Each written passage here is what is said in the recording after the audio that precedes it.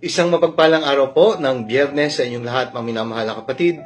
Araw po ngayon ng Biyernes sa loob ng ika-26 na linggo sa karaniwang panahon. At sa mga sandaling ito na akin pong nire-record ang pagninilay na ito, kami po ngayon ay naka-check-in sa Agumar Hotel dito po sa lungsod ng Madrid sa bansang Espanya. Madrid is the city capital of Spain. At kami po ay nasa loob pa rin ng tinatawag na European Marian Pilgrimage. Kaya pagbati po sa inyong lahat mula po dito sa Spain, at ngayon po ay ika-6 na araw sa buwan ng Oktubre, at binabati ko po ang lahat ng mga viewers, mga supporters and followers of the Daily Gospel Reflection saan man kayo naroroon sa Pilipinas o sa ibang panig ng mundo. I am giving you my prayers and my blessings as well. At pagbati din po sa mga deboto ni San Antonio ng Padua, sa mga minamahal ko pong parishioners sa National Shrine San Antonio ng Padua. Sana po nasa ligtas kayong kalagayan. Gayun din po ang aming panalangin para sa lahat po ng mga benefactors na tumutulong sa pagtataguyod ng pambansang dambana ni San Antonio ng Padua. Kaya sama-sama po nating pagninilayan ang mga salita ng Diyos mula sa mabuting balita na nakalaan para sa araw na ito. Welcome to our Daily Gospel Reflection, Marian Pilgrimage Edition, and this time, kami po ay nasa Madrid, sa Spain.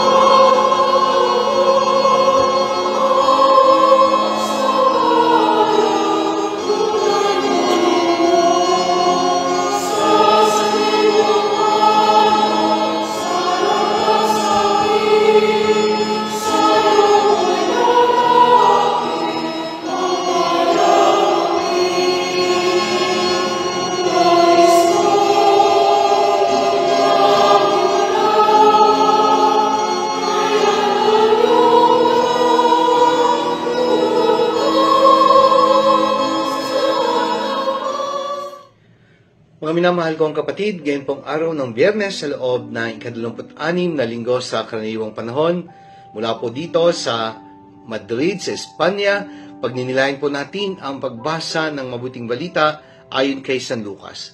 Ito po ay mula sa ika-10 kabanata, mga talata 13 hanggang 16. Ang Ebanghelyo po ay isang panawagan ng Panginoon sa pagsisisi at pagbabagong buhay. The call to repentance. In today's gospel reading, our Lord Jesus is showing no signs of compassion and gentleness in the words He used to address the people of Chorazin, Bethsaida, and Capernaum. Medyo masakit, maanghang, madiin ang kanyang mga pangungusap, at hindi po natutuwa ang Panginoon dahil sa mga nakita niyang ginagawa ng mga tao sa 3 kilalang lungsod ng mga panahong iyon during the biblical times, sa panahon ng ating Panginoong Hesus. Sapagkat ang sabi ni Hesus, kawawa ka Chorazin, kawawa ka Bethsaida. Kung yung mga himala na ginawa sa inyo ay ginawa sa Tiro at Sidon, sana'y matagal silang nagsisi at nagbagong buhay. At ikaw naman, Capernaum, akala mo ba ikaw ay iaangat at itataas hanggang langit? Naku, nagkakamali ka, sapagkat ibabagsak ka sa Hades. Kaya medyo madiin, maanghang, pero makatotohanan, sapagkat ang Panginoon ay hindi naman nananakot, kundi nagbababala. At ang pagbibigay ng babala, kapag binaliwala, ay maaring mauwi sa pagkasira ng buhay at pagkawasak, katulad po ng nangyari sa mga lungsod na ito ng Chorazin, Bethsaida at Capernaum. Kaya Jesus actually was making a prediction about the sorrowful end that these known cities would face at the appointed time. At ano po ang dahilan? Dahil sa kanilang kayabangan, sa kanilang pagiging bingi, at sa kanilang pagbabaliwala sa paanyaya ng Diyos sa pagsisisi at pagbabagong buhay. Naalala ko po, nung kami ay pumunta sa Holy Land, isa po sa mga lugar na pinuntahan namin ay ang Capernaum.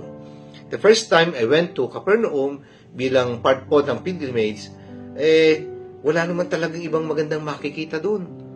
Maliban doon sa simbahan na ipinatayo on top of the house of Simon Peter's mother-in-law, at sa tabi po may makikita mga ruins ng isang sinagoga na malapit po doon sa bahay ni Simon Pedro na ginamit ni Jesus na para bang healing center, sapagkat ang mga may sakit po ay dinadala doon at pinapagaling ng ating Panginoong Jesus. Pero sa kabila ng maraming himala na ginawa ng Panginoon sa lugar na ito, hindi pa rin ho kinakitaan ng pagsisisi at pagbabagong buhay ang mga tao. Kaya ang Panginoon sa pagkadismaya ay nagbigay ng isang malinaw na babala sa kanila. At nangyari po na talagang na-destroy po ang city na ito kasama po ng Chorazin at Bethsaida. Kaya nung tinanong ko po yung aming tour guide na local, isang Hudyo, pupunta pa ba tayo sa Chorazin at Bethsaida? At ang sabi niya, "Naku, Father, there's no need for us to go there sapagkat wala naman tayong makikitang maganda doon. Lahat halos ay nasira na at walang negosyong nabubuhay doon." Kaya mga kapatid, totoo ang salita ng Diyos. Ang kanyang paalala at ang babala kapag binaliwala ay maaaring mauwi sa huli, tayo rin ang magsisisi. Kaya nga mga minamahal na kapatid, sin is an act of turning away from God, and repentance on the other hand is an act of turning back to God. Nagpapaalala po ang Panginoon. Kaya sa pagsisisi, meron pong 3 C na huwag tayong kalilimutan. Ang una, contrition. Ito po yung taimtim na pagkalungkot sa ating mga nagawang pagkukulang. Hindi talagang nagtitika ka na sa iyong pagkakamali, ikinalulungkot mo ang iyong nagawa. Hindi yung nagkamali ka na nga, gusto mo papalakpakan ka pa at matutuwa pa ang iba sa ginawa mo. Hindi po contrition yon. Ang pangalawa po ay confession. Confession is characterized by our personal admission of our sins, of our faults, that we are sinners, and that we are in need of conversion. Lord, have mercy on me because I am a sinner. At ang pangatlo, pagbabago ng puso, pagbabago ng pag-iisip. A genuine act of conversion. Metanoia expresses itself in the act of turning away from sin and turning back to God. Without real acts of conversion, repentance will be an illusion. Manalangin tayo. Ama namin makapangyarihan, Diyos na bukal ng buhay at lakas, tulungan po kaming yakapin ang daan patungo sa pagbabago. Ikaw ang aming buhay, ikaw ang daan patungo sa buhay na walang hanggan. Amen. Maraming salamat po. Kung inyo pong nagustuhan, nakatulong ang pag-iilay, i-like po ninyo at i-share at ibahagi ang mensahe ng salita ng Diyos sa ating mga kaibigan. Walain tayo ng kapangyarihan Diyos Ama, Anak ng Espiritu Santo. Amen.